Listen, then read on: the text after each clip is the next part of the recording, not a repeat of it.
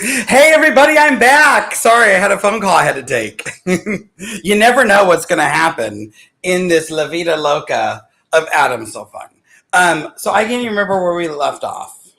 Hopefully someone gets on and says, "Oh, this is where you left off." I have all these like things that I know I talked about last week. I think I was talking about paper piecing, but I don't know. And then people are going to find this video. They're not going to see the first video. It's going to be a thing, but whatever. So I pulled out my Judy Niemeyer paper piecing. If you don't know Judy Niemeyer, she is it's Quilt Works paper piecing designer. And poof, and then I'm back again. Thank you, Heather. Do you remember what I was talking about? But things like when you're paper piecing, I think we were talking about paper piecing, is I've always used a dry iron. I don't, because it's paper and you don't want to get the paper super wet and saturated and stuff. So I was at a shop and they were telling me that they use their Lower Star with paper piecing and that it was just fabulous.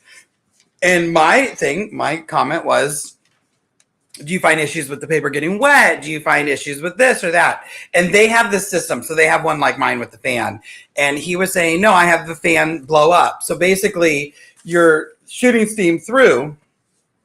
I just like walked a mile. You're shooting steam through, but then it's also coming back up. So it's not actually going and saturating the paper. I'm like, oh, interesting. So I tried that and that works. But I also did it with it pulling the steam down. And it's not going to pull the steam through the paper, but it kept everything real. I mean, like these are some of the flattest paper piecing seams that I've had because I always feel like there's a little bit of bulk there. So I just have to say I'm loving it. And this is my unit. This is what the unit's going to look like at the end. And it's going to have a lot of blue spikes. The other thing I loved, because again, I started this in 2019. Like this is what it looks like because it was in a bag.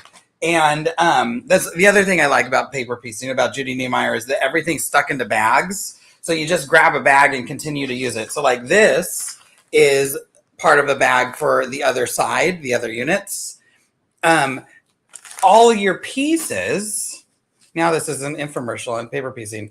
All of your pieces, when you cut them, are labeled. So this tells me section 2 on template D23. So I know exactly where it goes. And it shows me where my grain line is, but for cutting, but also my sew side. So I know that I need to lay my fabric like this because I'm going to sew against that edge. I love it. But again, they've been in things for a while. So this is what those pieces looked like. I just took my clip off, paper and all, stacked it up and just shot some steam through it. And everything was just like nice and flat and beautiful. So I am just loving it. I think it's working good. I really want to get it in the hands of the people who do the legit kits. I have a legit kit, but it's like probably in a storage unit at the moment because there's nowhere to step in here. Because I think especially with legit kits and all of those really, really seamy blocks, I think it's going to be really great to help press all that stuff out. So I want to get it in some legit kitters' hands, like get a Lower Star. Heather, tell the girls they need to get Lower Star because Glow needs one so she can do it with her legit kits. I know that some Laura Heine educators Laura Heine educators for the fusibles because it fuses so fast. Just are loving them. It's not when it gets down.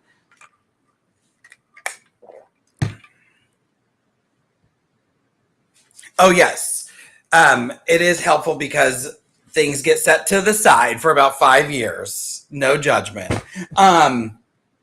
So yeah, and then I was talking to Mickey today, and Mickey just got hers set up because she got one like mine. And I told her, she's like, I'm going to go do some paper piecing. I said, I need you to report back to me. I want to know what you think because I know I do it. And I love it, but I want to make sure like it's not just me. And she's like, okay, well, I did it last night and I loved it. I'm like, okay. She actually told me, she's like, I couldn't believe how flat things are doing. She's making, I think we've talked about this. Mickey is making a postage quilt. She goes, oh my gosh, my pieces are so flat. So like, it does make a difference. I love it. It's like, you know me, I'm not going to lie. One thing that I wanted to talk about for those of you who don't have the system, Heather, they get a fabulous deal. You tell the girls, they'll make you a fabulous deal. I'm gonna text Stephanie and tell her, when are you gonna do this? I've already told her. So this is a steam cord holder. And this comes with the Lift Plus, Lift Extra, but does not come with the regular lift. So if you have a red one or a white one, you did not get this. But you can purchase these. And people ask me this. This is why we're going to talk about it.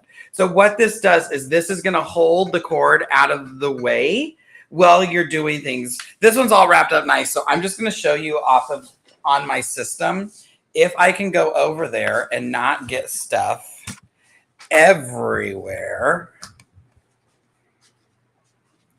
You're on my, oh gosh, what's behind me? Look all these different quilt blocks and things. There's a quilt on the machine that I need to iron, or not iron, but use. I'm trying to see if there's anything secret that you're not allowed to see. So steam cord holder. So basically it's going to hold your cord up and you're going to use it and it bends with you. So it'll bend way over so I can hit the whole board, which is behind you. I'm going to stay over here, but it's going to hold that cord up. So if you have a lift and you're like, that cord is driving me nuts, you can get a steam cord holder. So I just wanted to share that because this week we sold quite a few steam cord holders because people either have the lifts because that was the one that they could afford. It's the entry level one, or they just didn't know if they wanted to shell out money for Lorastar, not knowing and having used it. My favorite thing is when I meet the people who bought the portable one and then are coming back to get the system. Because I'm like, yeah, that's what I did. There's nothing wrong with that. And everybody needs two, especially if you have a long arm. You need one that you can take to retreats, right? I sold I met some sisters and they both got one and I'm so excited. If you're watching, love you both. They're doing retreat this week together in their house, but they're taking some bag classes, but they do a lot of vinyl bags and I was showing her like pressing on the vinyl and being able to flat it out. And Jean was like, oh my gosh, is this going to make my bags look better? And she's sending me pictures. She is messaging me pictures all the time. And just how flat her blocks are and stuff. So like all that stuff makes me happy because like we're making lives easier. We're making lives easier one seam at a time. Anything else I need to talk about? I wanted to give that. Are there questions? I don't think so.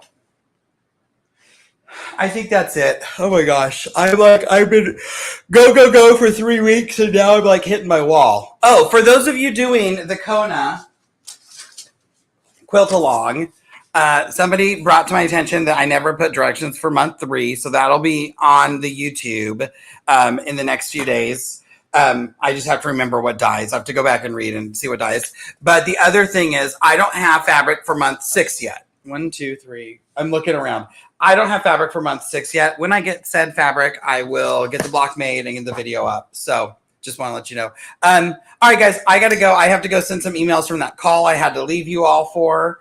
And love you, miss you. We'll see you next week with another installation of Adam's an Idiot. Tune in. All right, bye, guys.